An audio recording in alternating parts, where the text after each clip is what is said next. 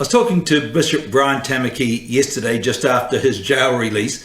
Now, whether you agree with him or not, or whether you agree with everything he says or not, he is making a stand for the freedom of all Kiwis, for nurses, teachers, port workers, now prison workers, who many have lost their jobs due to the no jab, no job mandate. And also he's making a stand for all the hideous lockdown measures that are currently ruling in our nation. I mean, our Prime Minister has put upon us some maddening restrictions. I want to talk about it. Look at the South Island. Businesses are going broke. People are committing suicide. Kids are under stress. And for what reason, pray tell? There's no team of 5 million here. I mean, here we are trapped in Auckland. Who would have ever thought that a Prime Minister would ever tell us that you cannot even have your friends over? That if you do have them over, they can't use your toilet. Or, okay, they can, but they can't congregate in the toilet. And then she went on to say, if you go to your girlfriend's place, okay, but there's no overnight activities. Years ago, I remember when another group stated what we do in our bedroom is none of your business, and the then Labour government agreed with them. But today we see all our freedoms, not just over COVID, but our freedoms being stripped away. What a nanny state we have become. And even Jacinda Ardern, our Prime Minister, telling us that she feels very maternal when she thinks of all of you. Well, to be honest, I'm not sure what it's going to take to wake up New Zealand. This government, who we the people voted in, who are there to serve all New Zealanders, they're not there to control us, to tell us what we can and cannot do, to hand out money for those who, can't get to work or whatever. Maybe today's 10 a.m. traffic light announcements will wake up New Zealand. All I can say when I was watching it, Nazi Germany has arrived in New Zealand. Now I know that can sound pretty harsh, but it's like the Yellow Star citizens, those unvaccinated people, let's bar them from society. Do you know this pits people against people? It divides families, it divides communities, it divides churches, it divides businesses, divides sectors of society that should never be divided, all over a personal health choice. This is unbelievable, New Zealand. Even the plan to financially penalize businesses or people for not using the vaccine passport, this is just incredible. If people think that 90% is going to bring us back to normality, you're a fool. Look at Israel. Look at Norway. They're on to their 3rd booster shot and COVID is still there. Vaccinating people are still being hospitalized. But the world has got on with it. But look at New Zealand. We are being sold a lie. And unfortunately, a lot of people are believing it. This government has lied and lied. Jacinda told us, no one will lose their jobs over this. Yeah, right. Then she said, we won't be using domestic vaccine passports. Yeah, right. Oh, we'll open up our borders at 70%. Yeah, right. Then 80%, then 90%. I didn't hear much about our borders today, but through fear, New Zealand is being controlled, conforming to the most hideous, cruel, even barbaric, inhumane rules. For example, we're living in a country where you can't even have a proper funeral service to see a loved one off, where elderly people are living out their last days alone without even having a visitor, without being able to see their family.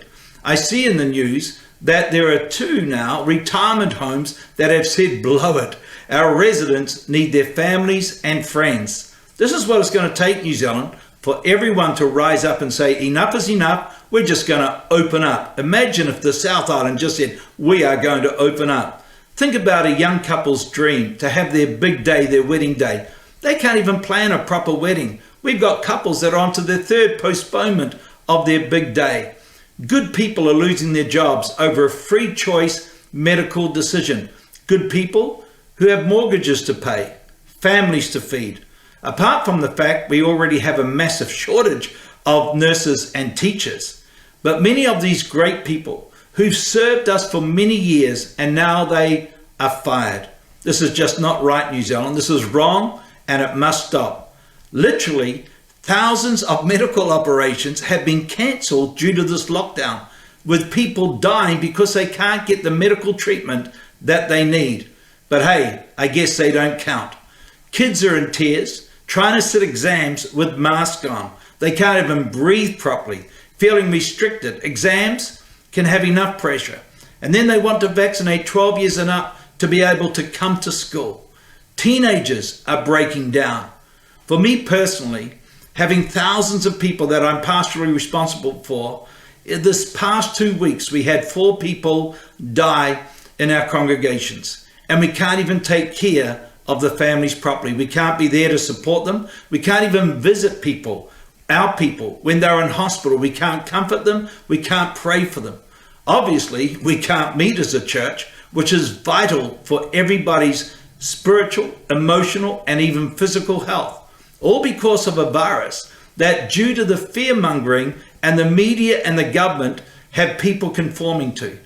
They forget that the death rate of this virus is only 2% of those who get it, and of the 2%, 99% of people who die of that 2% have other major health symptoms like obesity, diabetes, and even cancer. And talking of cancer, did you hear that over this lockdown period, this last lockdown period, our current one, 133 ladies and counting will have developed breast cancer. And now it's gone undetected because there's no screening happening. Wow, don't they count? Here in Auckland, sadly, we had 1 person die of COVID in this current outbreak, and it's like the whole sky falls in. The media nor the government seem to care about the 93 other Kiwis who died this week. They don't make the news. The gloom and the doom of the so-called experts and their prediction. It's all about the number of cases to scare people, where often healthy people discover that they have the virus after being tested. I'm sick, and I hope you are, of the daily reports of the number of cases. So getting back to Bishop Brian, his court case is really a matter of his and other Kiwis having the basic right under a human law to peacefully protest. Although the last one was actually under the guise of a picnic in the park, which, by the way, our Prime Minister so graciously allowed us to be. Mr. Doom and Gloom comes on TV saying, super spreader, super spreader. I have to say, have you been to Mission Bay or Long Bay on a sunny Saturday lately? What is the law in New Zealand? Is it our Bill of Rights? Or is it all these new rules under the guise of emergency powers due to climate change? Pray tell me, what does climate change have to do with it? And where is the opposition party? They are no better at present. I am so disappointed. Oh, how people like the power, and once they have it, they won't let it go. So the old saying is true. Power corrupts, and absolute power absolutely corrupts. And everyone should read what this government are proposing for May 22, 2022 to May 2023 under these new emergency powers. You think it's bad now?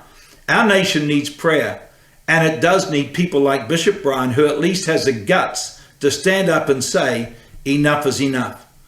The last thing, and I have to laugh, is one of my apparent critics who I've never met, don't know, who lives overseas somewhere, accused me and is concerned that I would be reading and watching Rebel News, which apparently is a conservative news feed. Funny truth is, someone sent me a clip from Rebel News in Australia of a vaccinated nurse protesting with their unvaccinated colleagues because they'd lost their jobs. And the screenshot, which is a fair comment, and it's on this platform, it read, if vaccinated people can still catch and pass on COVID-19, why are we not losing our jobs? Well, that's true. Now, the full 1-minute clip is actually on a special meeting that I held, and it's on our website, and you're welcome to go there. I spoke about vaccine mandates and passports that I saw coming. But anyway, I digress. The thing is to my critics, I don't watch Rebel News. I never have watched Rebel News. Maybe I should start. But you know what? The person who accused me of doing something I don't do, I am sure that they watch things that I don't agree with. And you know what? I'm not going to tell them what to watch and what they can't watch. People, media, are funny for sure. They make all kinds of false accusations, just like they have for years about Bishop Brian and Hannah. One day, we will all have to give an account to the man upstairs for what we have done and not done. All I can say is, New Zealand, we'd better wake up before it's too late.